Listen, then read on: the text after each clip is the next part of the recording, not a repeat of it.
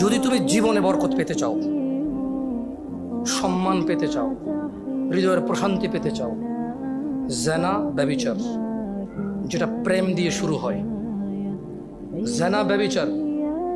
যেটা প্রেম দিয়ে শুরু হয়, নজরকে হেফাজত না করার কারণে, চক্ষুকে নিম্নগামী না করার কারণে, চোখ দিয়ে যেটা শুরু হয় এটা তোমার শান্তি নষ্ট করবে, এটা তোমার রিজিক নষ্ট করবে, এটা তোমার এই শিথিলতা, হৃদয়ের সুকুন, প্রশান্তি, নীরবতা, এটাকে বলে কি স্থায়িত্বটা নষ্ট করবে, স্থিরতা নষ্ট করবে এটা। ছোট ভাই, তোমার প্রতি আমার নসিহত, তুমি কে নীল পড়ছে, লাল পড়ছে,